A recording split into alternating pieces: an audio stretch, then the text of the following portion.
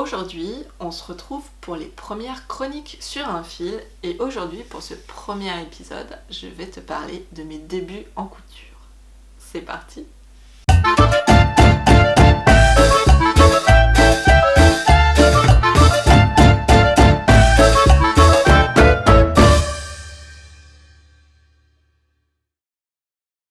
J'ai longtemps réfléchi au thème que j'avais envie d'aborder dans ces premières chroniques sur un fil. Et au bout d'un moment, ça m'a apparu comme une évidence. J'allais te parler de mes débuts en couture. Alors dans cette vidéo, on va parler de comment j'ai démarré, de mes motivations et de mes débuts dans le monde de la couture.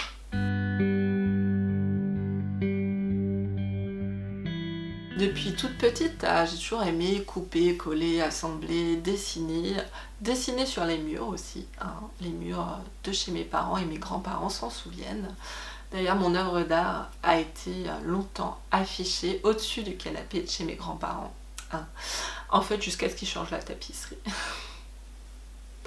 Moi, j'ai aussi beaucoup bricolé à la maison, comme ma maman était institutrice. Je regardais ma grand-mère coudre, j'ai appris avec elle à tricoter.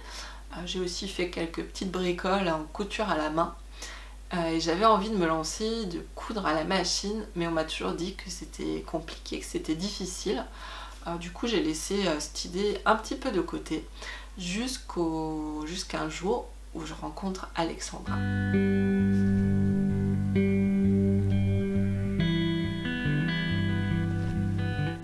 Alexandra, je l'ai rencontrée après mes études. Je faisais une formation avec un cabinet de recrutement pour apprendre à rédiger une lettre de motivation, un CV et tout, pour trouver du travail. Et comme on était les deux seules filles de la formation, on a assez vite sympathisé. Elle était diplômée de l'école textile de Mulhouse et on est arrivé à parler je ne sais comment couture. Et elle m'a fait une révélation. Elle m'a dit, la couture, c'est pas si compliqué que tu le crois, essaie.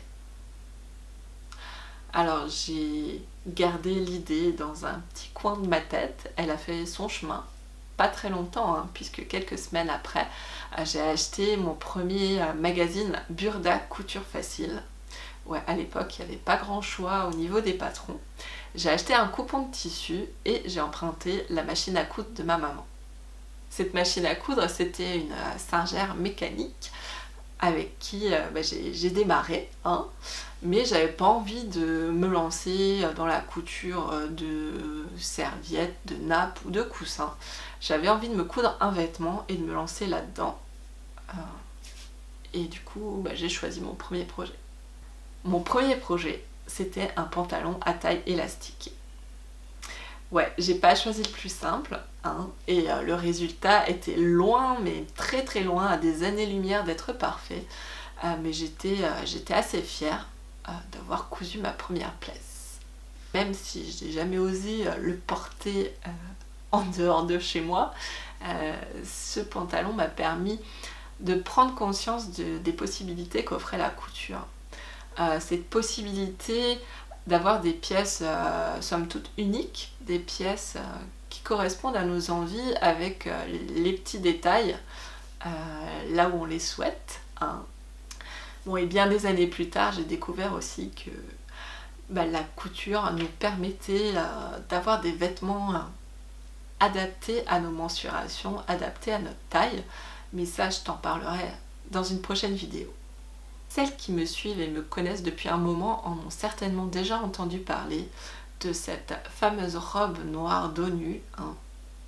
C'était lors d'un gala de mon école.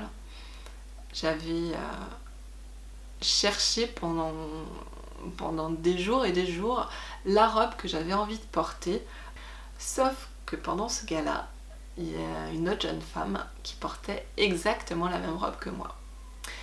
Et que cette jeune femme, je trouvais qu'elle la portait beaucoup mieux que moi. Du coup, je me suis promis que ça ne m'arriverait plus jamais. Mais jamais. Et à partir de là, j'ai eu envie de me démarquer. Mais j'avais vraiment aucune limite.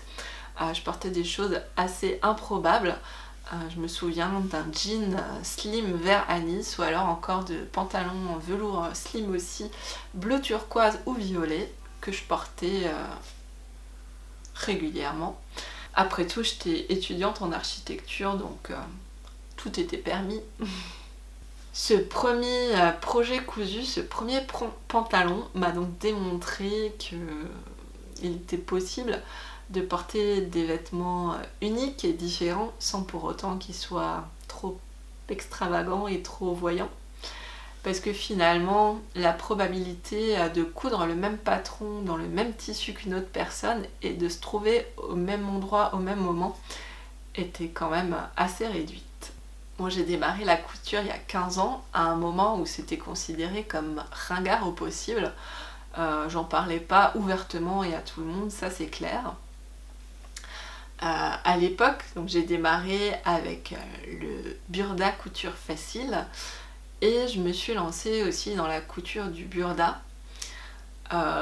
Mais c'était pas forcément évident parce que si tu as déjà eu un magazine burda en main, c'est pas forcément ce qu'il y a de plus simple à comprendre quand tu démarres au niveau des explications. Je suivais aussi un ou deux forums sur internet, mais à l'époque les ressources n'étaient pas aussi riches qu'aujourd'hui et les patrons indépendants étaient quasi inexistants. Il y avait bien les patrons pochettes, Burda, Butterlick, Vogue, etc. Mais là, comme les magazines Burda, les explications n'étaient pas des plus limpides. Donc j'ai démarré tant bien que mal avec tout ça, en essayant de faire au mieux. Et j'avais ma bible de la couture, la couture pratique. Ouais, c'est comme ça qu'il s'appelle ce livre, je crois, la couture pratique de Burda.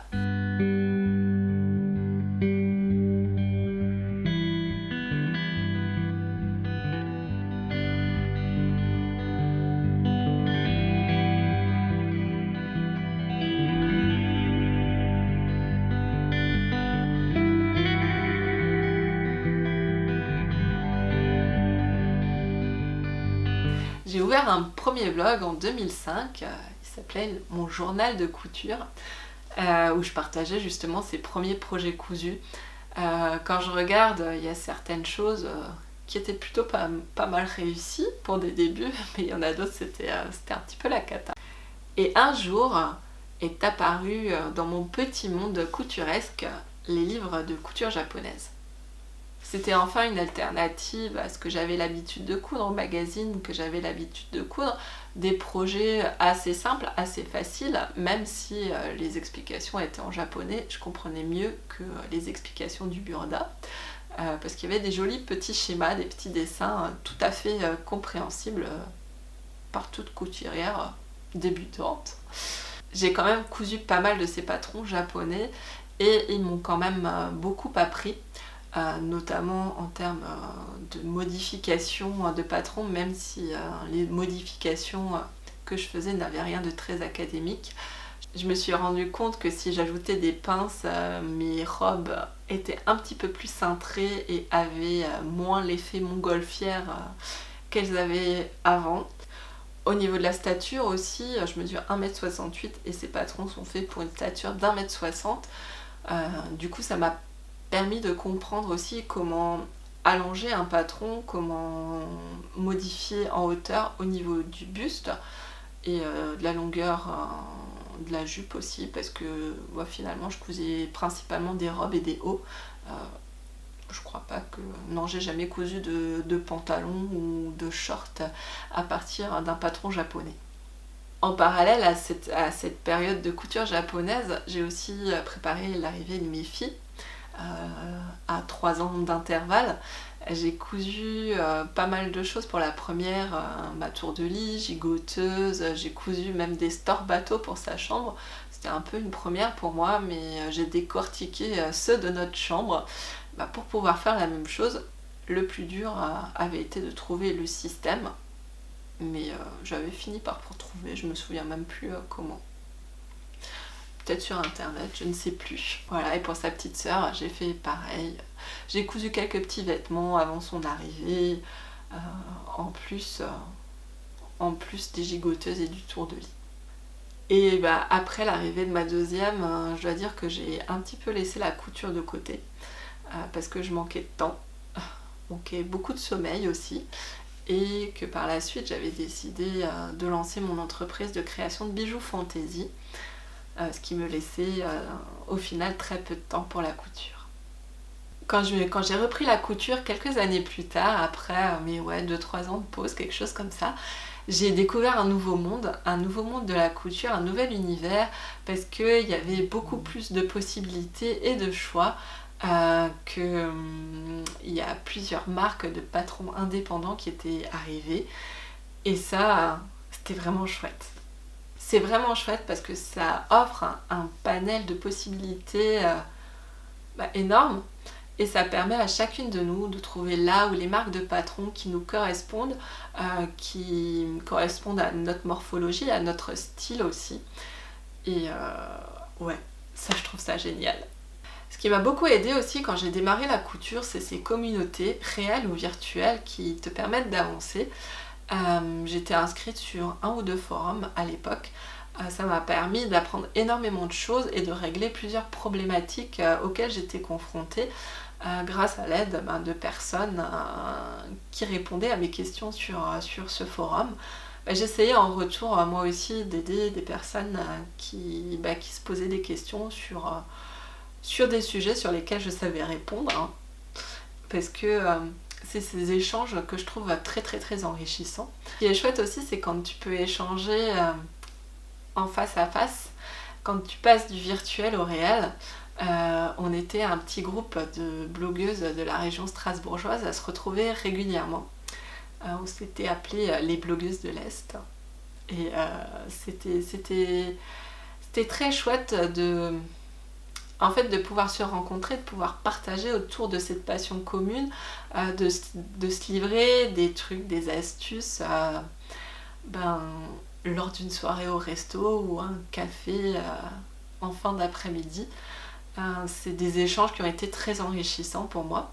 Aujourd'hui, il y a les copines couture avec qui j'échange régulièrement sur la couture, mais pas que, avec qui on fait nos achats tissus et avec qui on rigole aussi beaucoup beaucoup. Voilà, je t'ai parlé de mes débuts en couture. Si tu as des questions, n'hésite pas à me les poser juste en dessous, et moi j'en ai une pour toi. Comment as-tu démarré la couture et pourquoi ? Ou alors, si tu n'as pas encore démarré, pourquoi envisages-tu de te lancer ? J'attends tes réponses juste en dessous dans les commentaires. À très vite!